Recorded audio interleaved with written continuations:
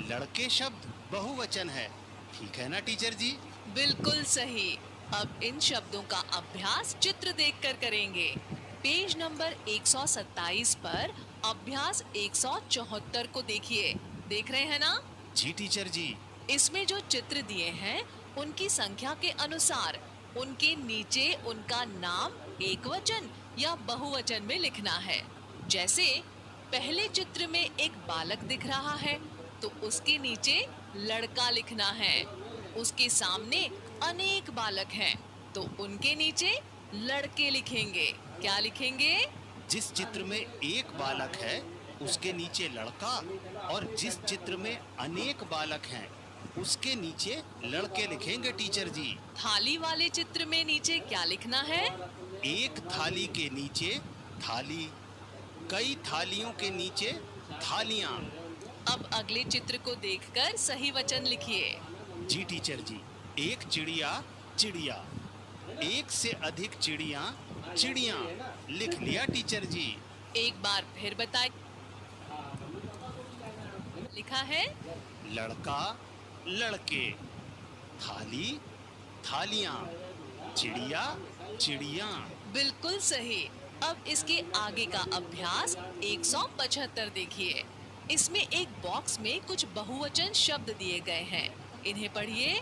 आंखें, दीवारें, सड़कें, किताबें, पुस्तकें, बातें, पेंसिलें, बहनें।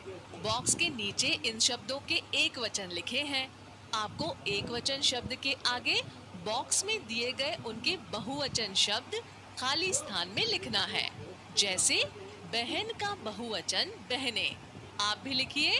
बहन का बहुवचन बहनें, पुस्तक का बहुवचन पुस्तकें, आंख का बहुवचन आंखें, दीवार का बहुवचन दीवारें, शाबाश। और भी लिखिए। सड़क का बहुवचन सड़कें, किताब का बहुवचन किताबें, पेंसिल का बहुवचन पेंसिलें, बात का बहुवचन बातें। लिख लिया टीचर जी। बहुत अच्छे। अब पेज नंबर 128 पर अभ्यास 176 को देखें। इसमें क्या करना है? निर्देश पढ़कर बताइए। इसमें लिखा है कि नीचे लिखे शब्दों में से एक वचन एवं बहुवचन शब्द छांट कर लिखिए। और क्या है? टीचर जी, इस अभ्यास में दो बॉक्स बने हैं जिनमें कुछ शब्द लिखे हैं।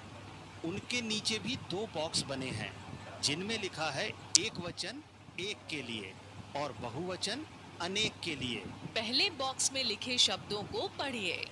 नदी, कटोरियाँ, पत्तियाँ, घड़ी, डाली, थैलियाँ, नारी, चींटियाँ। अब इनमें ये एक वचन वाले शब्द एक वचन एक के लिए दिए गए बॉक्स में लिखिए। जी टीचर जी। नदी, घड़ी, डाली, नारी। लिख लिए टीचर जी। अब दूसरे बॉक्स में लिखे शब्दों को पढ़िए।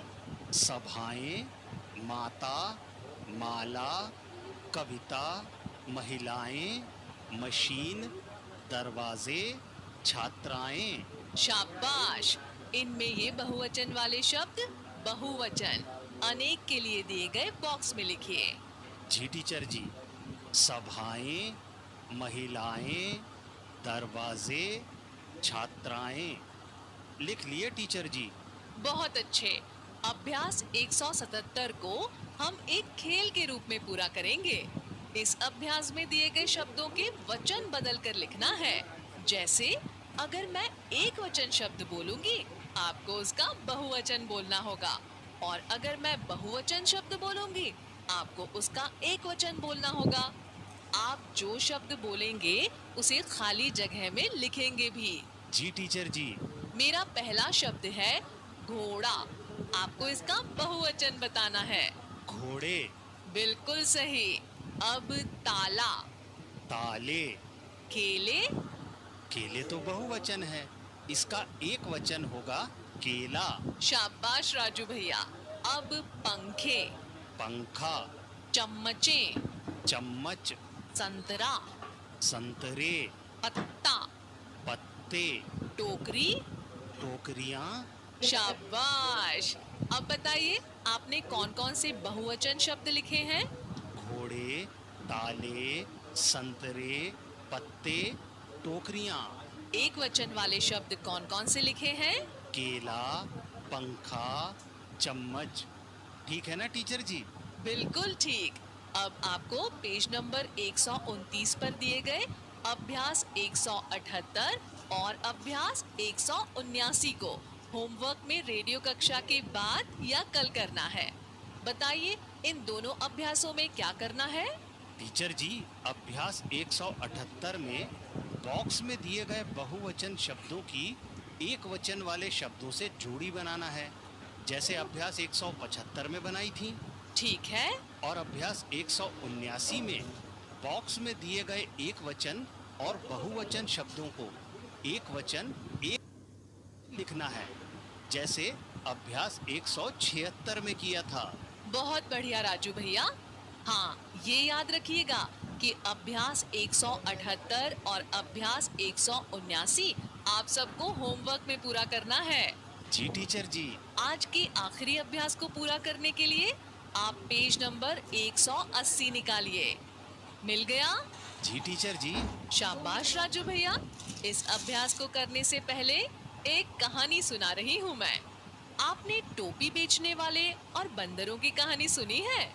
नहीं टीचर जी, आप सुनाइए ना। अच्छा, तो ध्यान से सुनिए।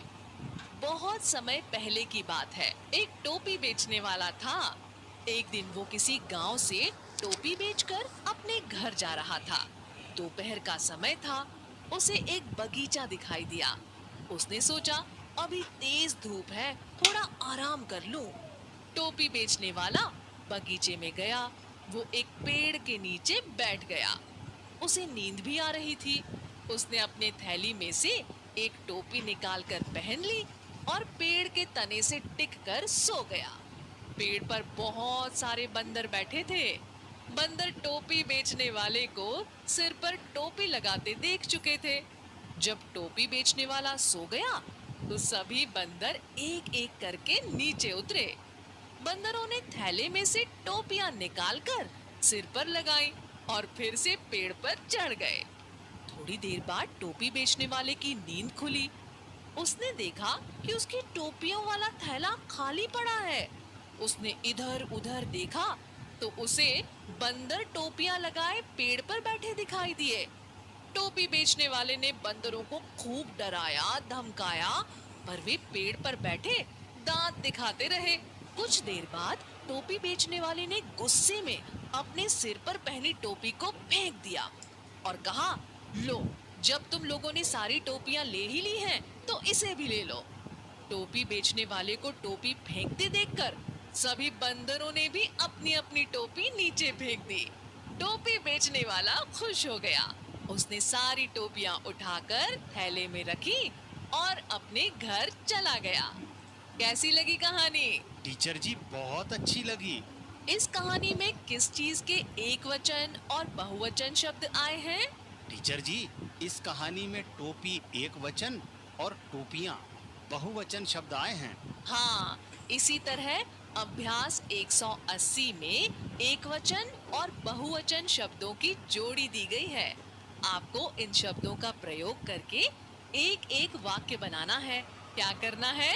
एक वचन और बहुवचन शब्दों का प्रयोग करके एक एक वाक्य बनाना है। हाँ, जैसे ताली और तालियां शब्दों का प्रयोग करके 2 वाक्य बनाए गए हैं।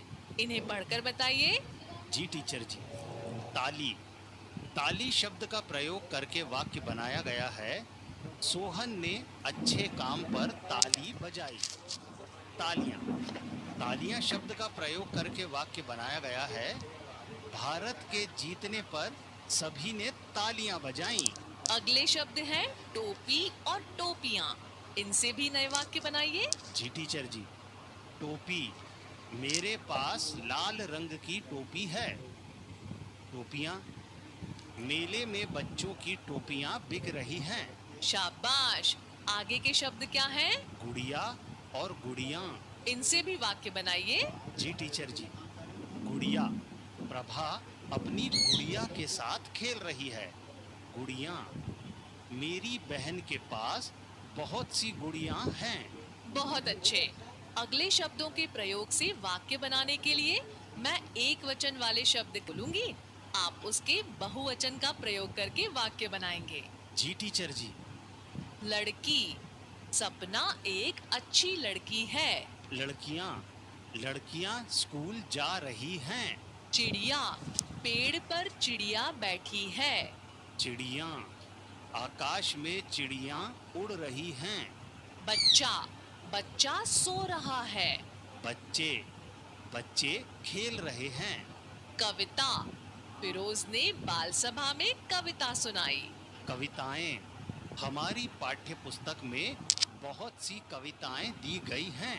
शाबाश, आप रेडियो कक्षा के बाद इन वाक्यों को अपनी वर्कबुक में लिख सकते हैं।